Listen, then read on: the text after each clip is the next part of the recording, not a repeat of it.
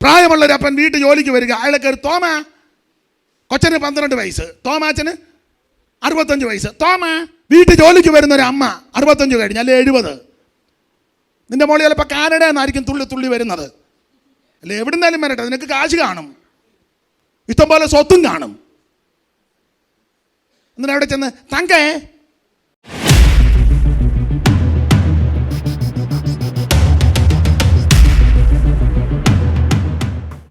അപ്പോൾ ആദ്യജാതൻ രൂപേന അവൻ ക്രമക്കേട് കാണിച്ചപ്പോൾ അതെടുത്ത് യോസേപ്പിന് കൊടുത്തു. യോസേപ്പിൽ നിന്ന് അതെടുത്ത് യോസേപ്പിൻ്റെ മക്കൾക്ക് കൊടുത്തു. ആ മക്കളിൽ ആ ജ്യേഷ്ഠാവകാശം എബ്രഹീമിന് കൊടുത്തു. ദൈവത്തിൻ്റെ പദ്ധതി നമ്മൾ ഉപയോഗിക്കും പോലല്ല. നമ്മുടെ വിചാരമല്ല ദൈവത്തിൻ്റെ വിചാരം, നമ്മുടെ വഴികളുമല്ല ദൈവത്തിൻ്റെ വഴികൾ. ദൈവത്തിൻ്റെ ഹിതത്തിന് ഏൽപ്പിക്കണം. സ്തോത്രം. എൻ്റെ ദൈവമേ നിന്നിഷ്ടം ചെയ്യുവാൻ വന്നിടുന്നേ ഞാൻ ഇന്നു മോദമാ. എൻ്റെ ഇഷ്ടമൊന്നും എൻ്റെ പ്രിയനെ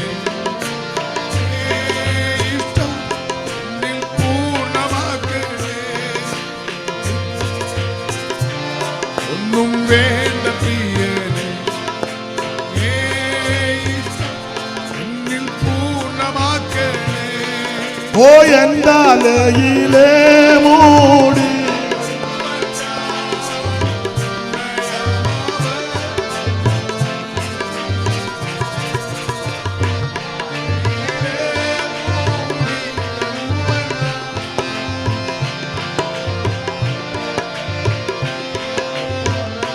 ഓ ഒന്നതിൽ നീ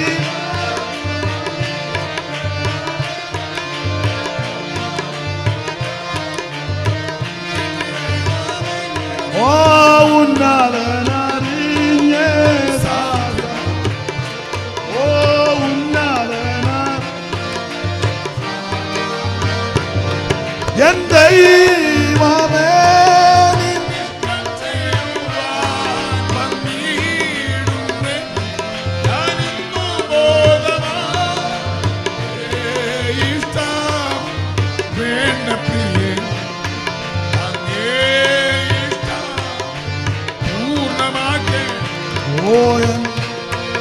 ഇഷ്ടമൊന്നും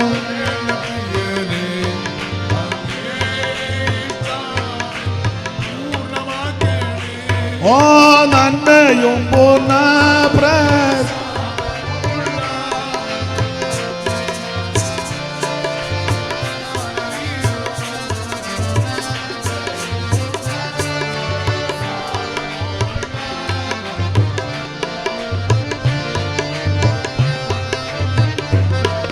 ഓ എൻ മനം പുതുകി മാറിടുന്നേ. ഓ എൻ മനം പുതുകി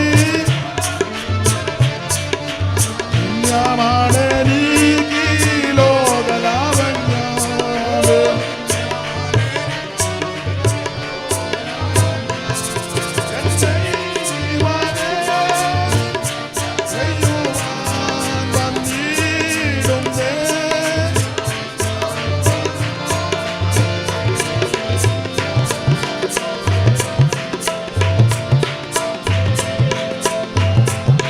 പൂർണ്ണമാകണേ എൻ്റെ ഒന്നും വേണ്ട പ്രിയേ.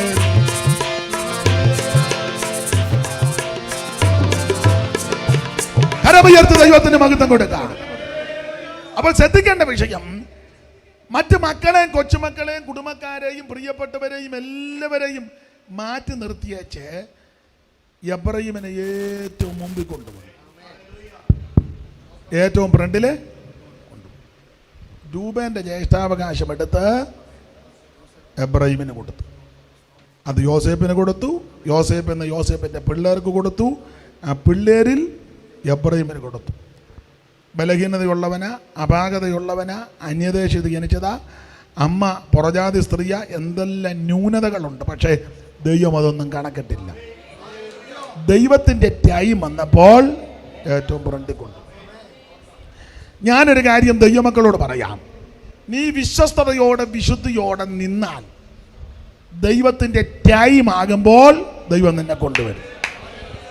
ചിലടോളം കൂടി ദൈവത്തിൻ്റെ ടൈം ആകുമ്പോൾ ദൈവം നിന്നെ കൊണ്ടുവരും. സ്തോത്രം. അത് ദൈവത്തിൻ്റെ വിശ്വസ്തതയാണ്. ഈ രൂബേനും അവൻ്റെ കുടുംബവും ശിമിയോനും കുടുംബവും ലേവിയും കുടുംബവും എല്ലാവരും പ്രഗത്ഭന്മാരെല്ലാം നിൽക്കുക. അപ്പോൾ ഈ പ്രഗത്ഭന്മാരെല്ലാം നിൽക്കുമ്പോഴാണ് ഈ ചെറുക്കനെ ഏറ്റവും ഫ്രണ്ടിൽ കൊണ്ടുവന്ന് ഇവന് അവകാശം കൊടുക്കുക. സ്തോത്രം. നമ്മൾ ചിന്തിക്കും ഇത് അബദ്ധപ്പെട്ടതാ, അപ്പന് കണ്ണ് കാണാൻ പാടില്ലാത്തതാ, അല്ലെ ഓർമ്മക്കേടാ, പ്രായത്തിൻ്റെതാ. അല്ല, ഇത് ദൈവത്തിൻ്റെ മുൻനിർണയമാണ്. നിങ്ങളാണ്ട് യെരമ്യാ പ്രവചനം 31-ാം അധ്യായത്തിൻ്റെ 20-ാം വാക്യം വായിച്ചേ.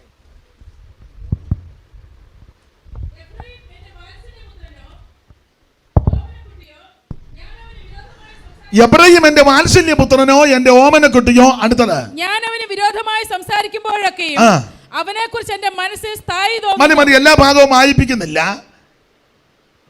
മക്കളെ, കൊച്ചുമക്കളെ, കുടുംബക്കാരെ എന്ന് പറഞ്ഞാൽ കുടുംബത്തിൽ ജനിച്ചവർ, അതാ കുറച്ചുകൂടെ നല്ലത്. കുടുംബത്തിൽ ജനിച്ചവരെല്ലാം നോക്കി നിൽക്കുമ്പോഴാ കുടുംബത്തിൽ പറക്കാത്തവനെ മുന്നിൽ കൊണ്ടുവന്ന്. ചില ആൾക്കാർ വലിയ കീർവാണം പറയും, ഞങ്ങൾ കുടുംബത്തിൽ ജനിച്ചതാ. പിന്നെ ആരാടാ കുടുംബത്തിൽ ജനിക്കാത്ത?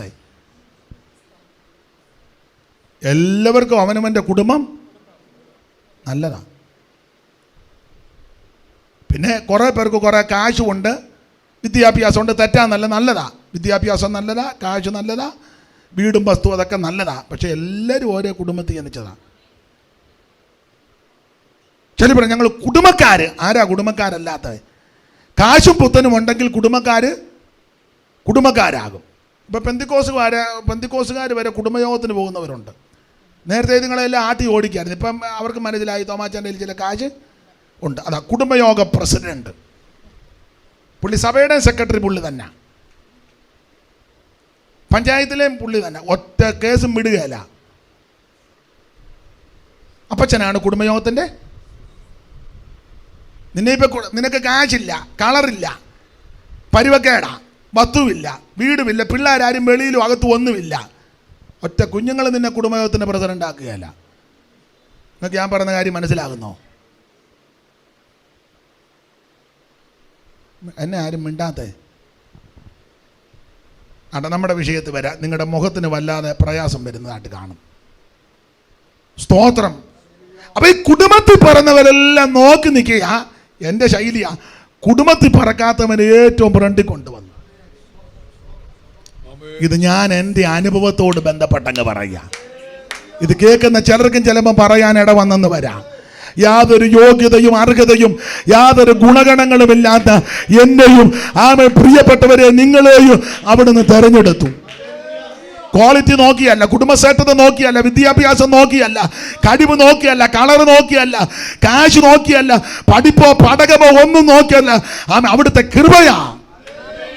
എടുത്തോ നീ എന്നെ നിനക്കായി, കൊടുത്തോ നീ നിന്നെ എനിക്കായി, എടുത്തോ നീ എന്നെ നിനക്കായി, കൊടുത്തോ നീ നിന്നെ.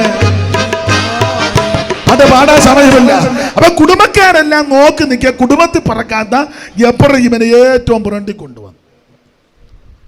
ഇത് അബദ്ധമല്ല, അക്കിടി പറ്റിയതല്ല, അപ്പന് കണ്ണ് കാണാൻ പാടില്ല എന്നിട്ട് ചെയ്തതല്ല, ഓർമ്മക്കേട് വന്ന് ചെയ്തതല്ല. ആ യെരമ്യാവ് 31:20 വായിച്ചതാ. എബ്രഹാമിനോട് എനിക്ക് സ്ഥായി തോന്നുന്നെന്ന്. ദൈവത്തിന് നിന്നോട് സ്ഥായി തോന്നി. നിന്നേക്കാൾ മിടുക്കന്മാർ, ഉന്നതന്മാർ, കഴിവുള്ളവർ, പ്രഗത്ഭന്മാർ, വിദ്യാനിപുണന്മാർ ഒക്കെ ദേശത്ത് പാർത്തപ്പോൾ അവർക്കാർക്കും ലഭിക്കാത്ത വെളിപ്പാട് ദൈവം നിനക്ക് നൽകി. അവരാരും അനുഭവിക്കാത്ത ആത്മസന്തോഷം നിന്റെ ഹൃദയത്തിൽ ദൈവം നൽകി. അവരനുഭവിക്കാത്ത ആത്മീക ഭോജനം ദൈവം നിനക്ക് നൽകി. അവിടെ നിന്നോട് സ്ഥായി തോന്നി. ദൈവത്തിന് മഹത്വം, ദൈവത്തിന് മഹത്വം, ദൈവത്തിന് മഹത്വം. ദൈവത്തിന്റെ പൈതലേ, ദൈവത്തിന് നിന്നോട് സ്ഥായി തോന്നിയതാ.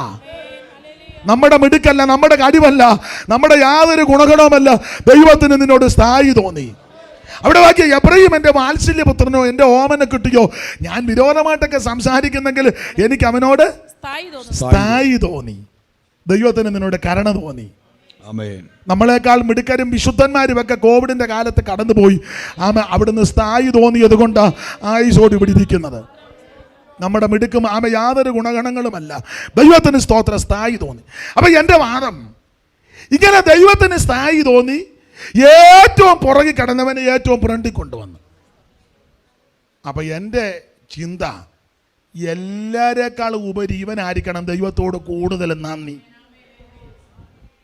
വേണ്ടേ? ഇവനായിരിക്കണം കൂടുതൽ ദൈവത്തോട്. പക്ഷേ എബ്രാഹിമിനെ പറ്റി നിങ്ങൾ പിന്നീട് പഠിച്ചു വരുമ്പോൾ എബ്രാഹിം പ്രമാണത്തിൽ നിന്നില്ല. എബ്രാഹിം പ്രമാണത്തിൽ നിന്നില്ല.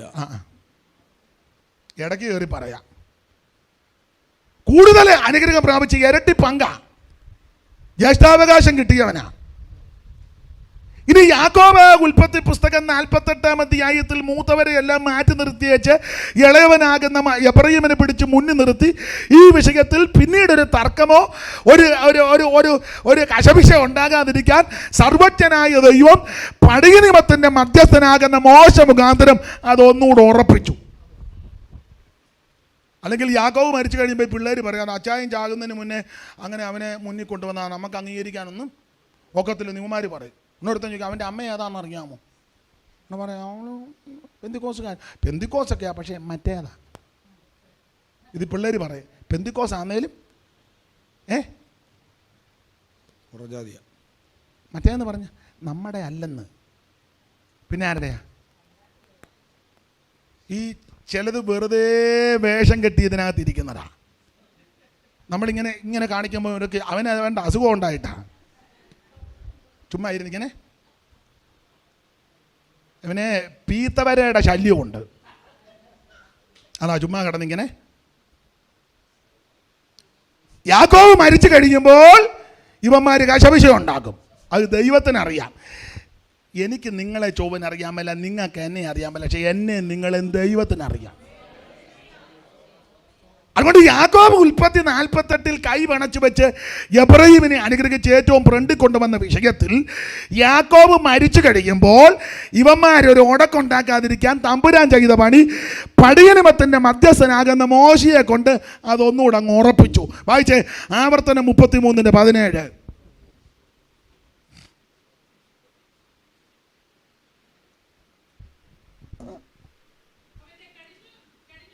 അവന്റെ കടിഞ്ഞൂൽ കൂത്തിന് അവന്റെ പ്രതാപം അവന്റെ കൊമ്പുകൾ കാട്ടുപോത്തിന്റെ കൊമ്പുകൾ പോലെ. അതുകൊണ്ട് അവൻ ഭൂസീമാവാസികളെ, അടുത്ത വാക്യം, അവൻ ഭൂസീമാവാസികളെയും വെട്ടിയോടിക്കും. അടുത്തത്, അവ എഫ്രൈമിന്റെ 10,000-ങ്ങളും മനശ്ശയുടെ 1,000. അപ്പൊ മനശ്ശയ്ക്ക് എത്രയാ? 1000. എഫ്രൈമിനോ 10 ഇരട്ടി. എന്ന് പറഞ്ഞാൽ ഈ വിഷയം സംബന്ധിച്ച് പ്രയാണവേളയിൽ ഒരു അക്ഷരം മിണ്ടിപ്പോകരുത് ഒരെണ്ണം. ദൈവത്താൽ സംഭവിച്ചതാ. സ്തോത്രം. ദൈവത്താൽ. ഞാൻ ഈ വീട്ടിൽ വന്നതാ. എനിക്ക് നീ വേറെ വീട്ടിൽ ചെന്നാലും ഇത് തന്നെ. കാരണം നിന്റെ സ്വഭാവത്തിന് ഇതുവരെ തങ്കച്ചൻ്റെ പറമ്പിൽ നിന്ന് ചെറുകണ്ണം എടുത്ത് തോമാച്ചൻ്റെ പറമ്പിൽ കൊണ്ട് വെച്ച് പറമ്പ് മാറിയെന്നല്ലാതെ ചെറുകണ്ണത്തിന് മാറ്റമുണ്ടോ? Thankachan 5 cent, തോമാച്ചാന് 15 cent. 5 സെൻറ്റ് നിന്ന് ചെറുകണ്ണം എടുത്ത് 15 സെൻറ്റ് കൂടിയെന്നല്ലാതെ ചെറുകണ്ണത്തിന് മാറ്റം വല്ലതും വന്നോ? നീ ചർച്ചോക്കോടി നിന്ന് IPC കയറി, IPC നിന്ന് ചർച്ചോക്കോടി വന്നു, അവിടെ നിന്ന് ചാടി അസംബ്ലീസ് കോടി പോയി, ഇപ്പോൾ ഒടുവിൽ ഹെബ്രോനിലും വന്നു. നിനക്ക് സ്വഭാവത്തിന് കസാര, ഇവിടെ പിന്നെ വെള്ള കസാര, അവിടെ കളറുള്ളത്. കസാര മാറിയെന്നല്ലാതെ മിണ്ടുന്നില്ലല്ലോ ആരും. എടുക്കപ്പെട്ടതാണോ അനക്കമില്ലാത്ത? Praise the Lord. ദൈവത്തിന് മഹത്വം, ദൈവത്തിന് മഹത്വം. സ്വഭാവത്തിന് ആ മാറ്റം വരണ്ടേ? തമ്പുരാനറിയാം ഇവർ ഉടക്കുണ്ടാക്കും. ഇവർ പറയും, ഈ വീട്ടിൽ വന്നതാ, ഇങ്ങേരെ കെട്ടിയതാ, ഇവളെ കെട്ടിയതാ എൻ്റെ ജീവിതത്തിൽ ഏറ്റവും വലിയ. എനിക്ക് ലണ്ടൻകാരി വരെ വന്നതാ. നിനക്കോ ലണ്ടൻകാരി?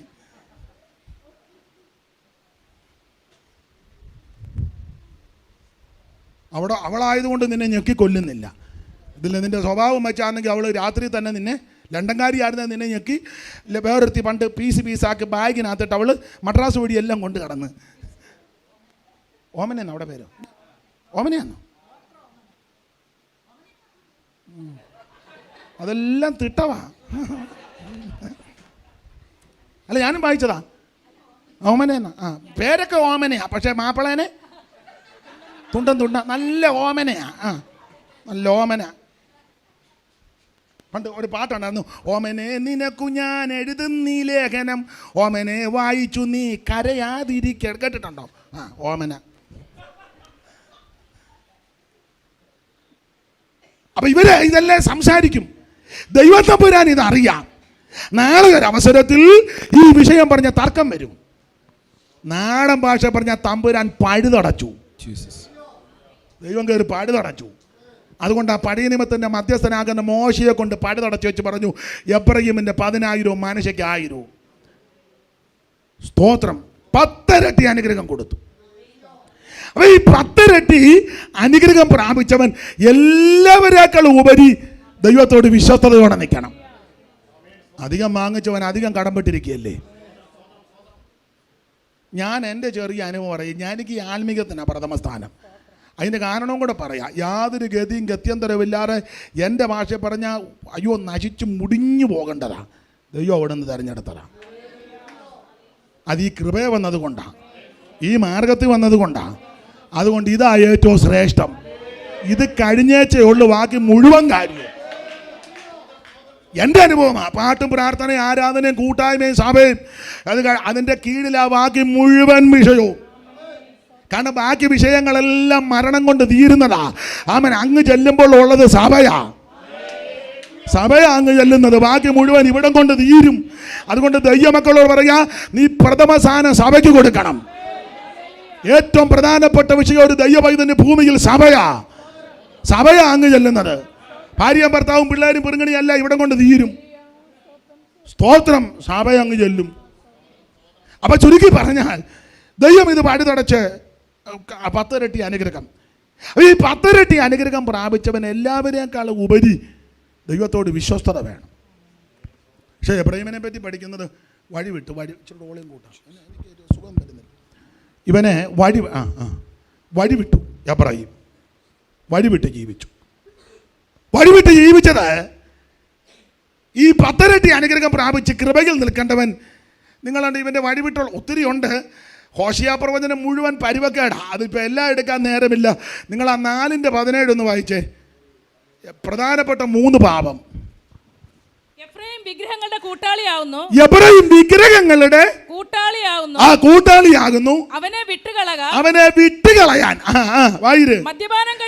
മദ്യപാനം കഴിയുമ്പോൾ പരസംഗം ചെയ്യും. അപ്പൊ 3 പാപം. 1 മദ്യപാനം, 2 പരസംഗം, 3 വിഗ്രഹ സേവ.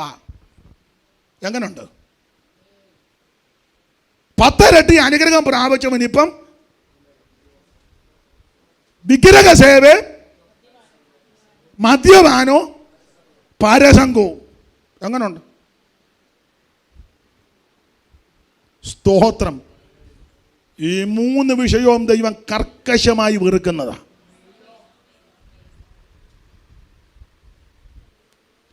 ചിലർക്ക് അങ്ങ് എപ്പോഴും അങ്ങ് അജീർണതയാണ്. അങ്ങനെ വാക്യമുണ്ടല്ലോ, അജീർണത നിമിത്തം. ഒരാൾ പറഞ്ഞു ബാർലി വെള്ളമല്ലേ. സ്തോത്രം. ബാർലി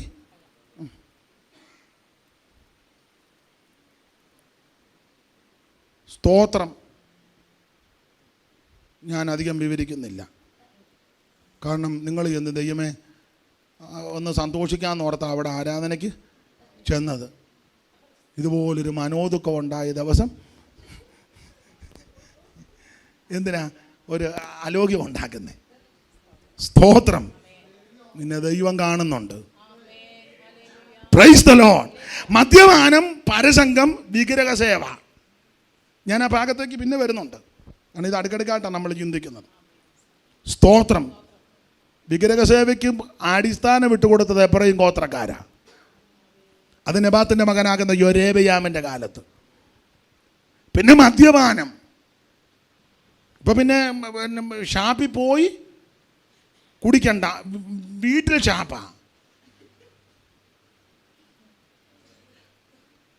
പെമ്പിളയ്ക്കും അറിയാം അച്ചായൻ അങ്ങ് കൂടെ കൂടെ. ഇപ്പം പെണ്ണുങ്ങൾ വരെ കുടിക്കുന്നെന്ന് കേൾക്കുന്നു, പെണ്ണുങ്ങൾ വരെ. സ്തോത്രം. ചെടുത്ത് പിന്നെ രണ്ടുപേരും കൂടെ ഒന്നിച്ചിരുന്ന്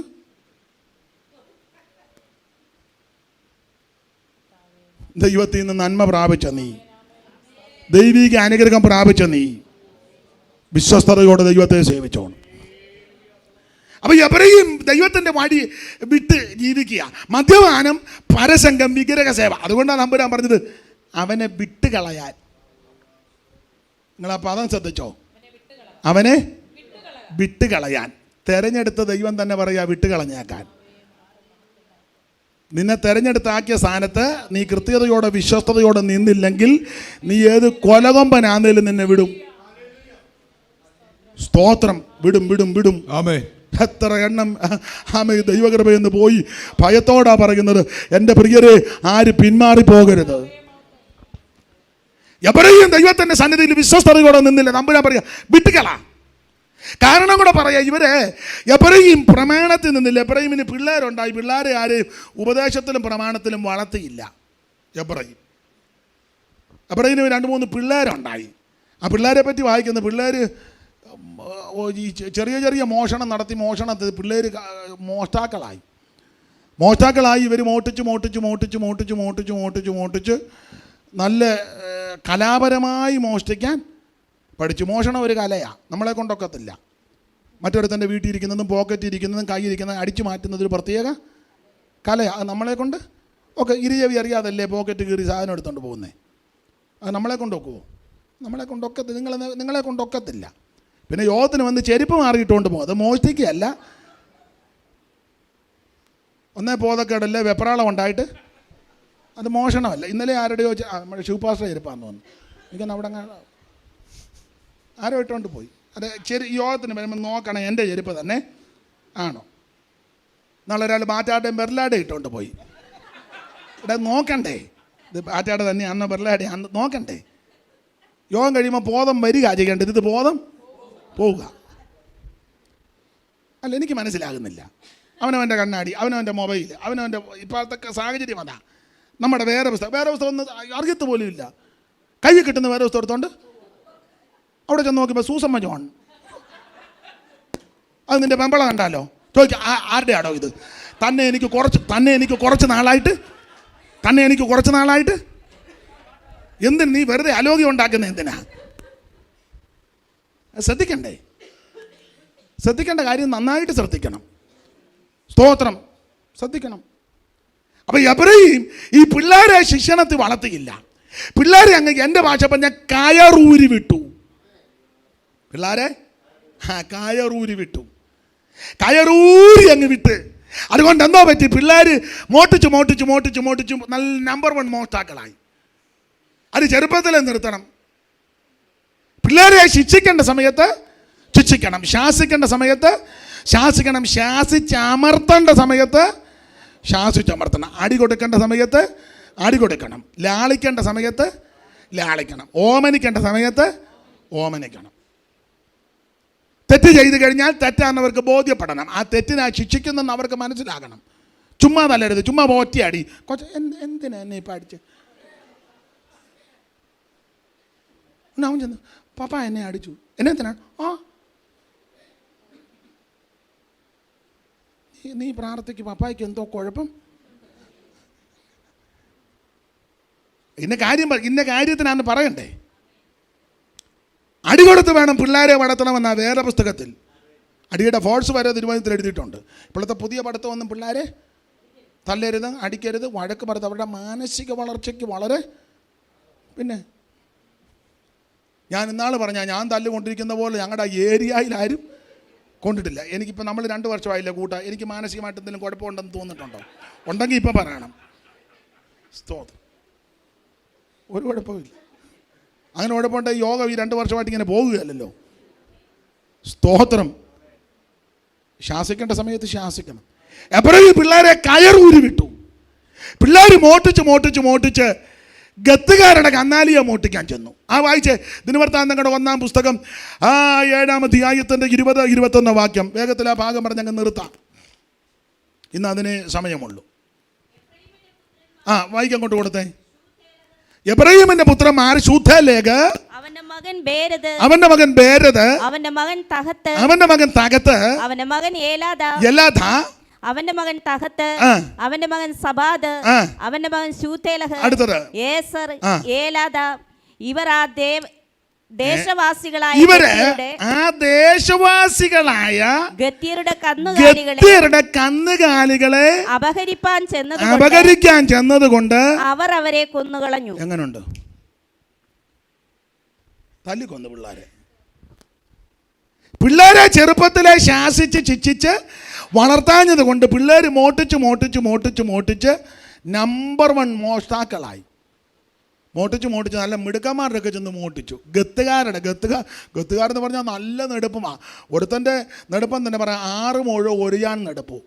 ഷൗമേലിൻ്റെ 1-ാം പുസ്തകം 17-4-5-6 6 മുഴം 1 ജാൺ നെടുപ്പ്. അവൻ്റെ കന്നാലിയെ ചെന്ന് മോട്ടിച്ചു. അവന്മാർ നല്ല കൈക്ക് ആക്കമുള്ളവന്മാരായിരുന്നു. അടിച്ചു കൊന്നു പിള്ളേരെ. അപ്പൻ്റെ പോക്കറ്റിൽ നിന്ന് മോൻ അല്ലെ മോള് 10 രൂപ ചൂണ്ടിയെടുക്കുമ്പോൾ അമ്മ അത് ശാസിച്ച് നിർത്തണം. എവിടെ നടി കാശ്, അല്ലെ എവിടെ നടേ കാശ്, അത് പപ്പായുടെ പോക്കറ്റിൽ നിന്ന് കൊണ്ടവിടെ ചോദിച്ചിട്ട് എടുത്താൽ മതി. ഇതുകൊണ്ട് അമ്മ അങ്ങനല്ല, ഇനി ഉണ്ടോടാ പോക്കറ്റ്, ഞാൻ പറഞ്ഞ് 25 കൂടെ കിടക്കണം, അതുകൂടെ എടുത്തോണ്ട് വാ.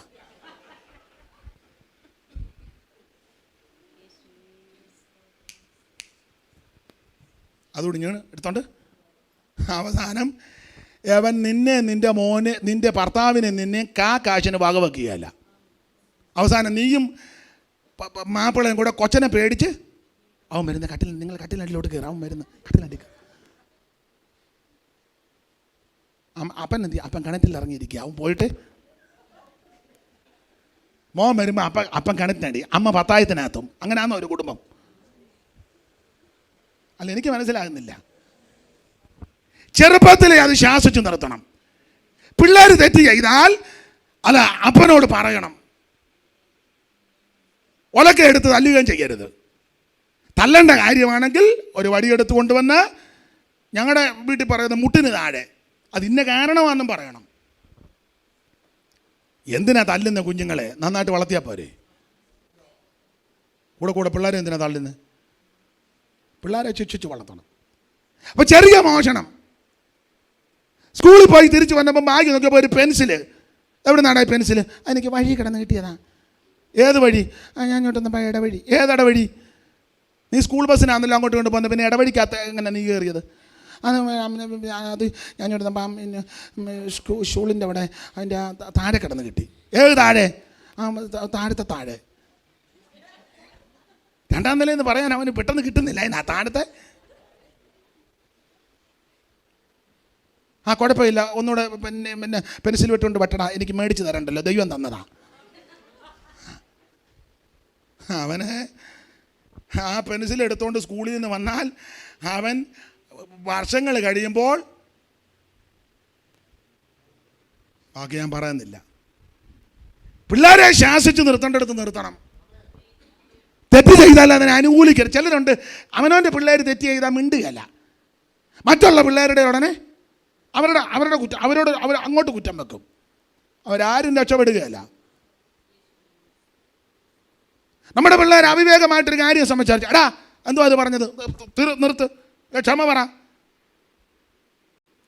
പ്രായമുള്ളൊരു അപ്പൻ വീട്ടിൽ ജോലിക്ക് വരിക. അയാളെ കയറി തോമ, കൊച്ചന് 12 വയസ്സ്, തോമാച്ചന് 65 വയസ്സ്. തോമ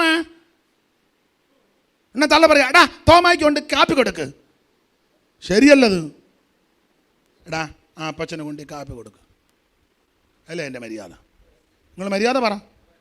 അതല്ലേ എൻ്റെ മര്യാദ? അതല്ലേ? വീട്ടിൽ ജോലിക്ക് വരുന്നൊരു അമ്മ 65 കഴിഞ്ഞ് അല്ലെ 70, നിൻ്റെ മോളി ചിലപ്പോൾ കാനഡ എന്നായിരിക്കും തുള്ളി വരുന്നത്. ഏതായാലും തല തീർന്ന് വരട്ടെ, അല്ലെ എവിടെ നിന്നാലും വരട്ടെ. നിനക്ക് കാശ് കാണും, ഇഷ്ടംപോലെ സ്വത്തും കാണും. എന്നിട്ട് അവിടെ ചെന്ന് തങ്കേ ആ അമ്മച്ചോട് ഇങ്ങോട്ട് വരാൻ പറഞ്ഞേ. ആ പിള്ളേരെ ശീലിപ്പിക്കണം, പഠിപ്പിക്കണം. അല്ല നീ അവിടെ നിന്ന് പുങ്ക എന്നും പറഞ്ഞ് അവിടെ കിടന്ന് ഇതൊക്കെ പഠിപ്പിക്കണ്ടേ? മൂത്തവരോട് അവിവേകമായി സംസാരിച്ച് നിർത്തണമെന്ന് പറയണം, നിർത്തടി എന്ന് പറയണം. പിള്ളേരെ അതൊക്കെ ശീലിപ്പിക്കണം. അല്ലാതെ പിള്ളേരെ 119 സങ്കീർത്തനം പറഞ്ഞില്ലേ എന്ന് ഞാൻ കൊല്ലും. 23 പറയണം. അവന്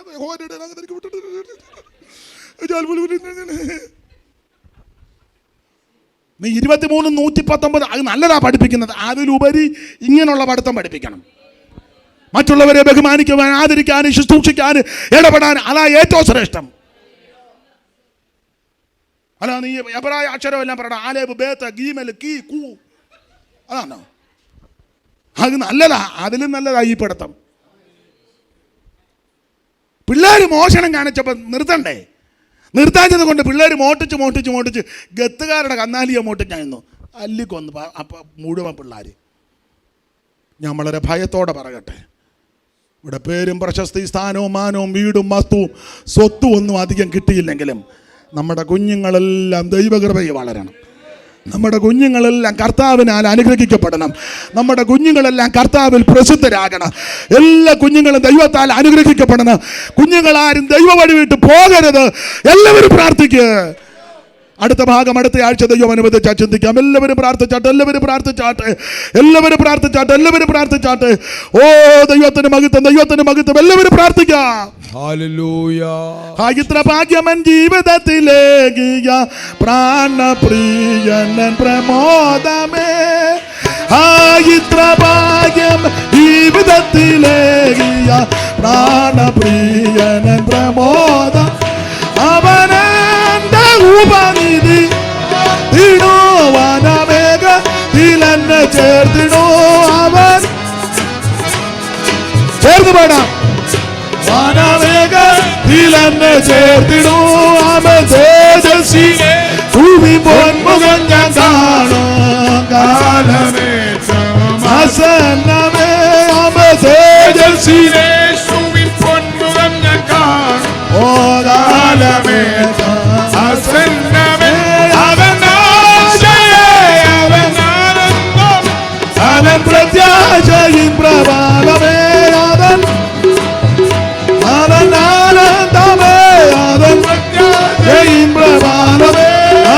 ഈ മണ്ണിൽ എന്റെ ക്ലേശം അല്പകാലം മാഞ്ഞുപോ മധുകിനാവോ. ഓ ഈ മണ്ണിൽ എന്റെ ക്ലേശം അല്പകാലം മാത്രം മാഞ്ഞുപോ മധുകിനാവോ. ഫലമൻ പ്രിയനെന്നു നൽകിടോ നിത്യമേ. ഫലമൻ പ്രിയനെന്നു നൽകിടോ. അബദ്ധേജസിലെ ശുഭി പൊൻമുഖം ഞാൻ കാണും. ഓ തേജസിലെ ശുഭി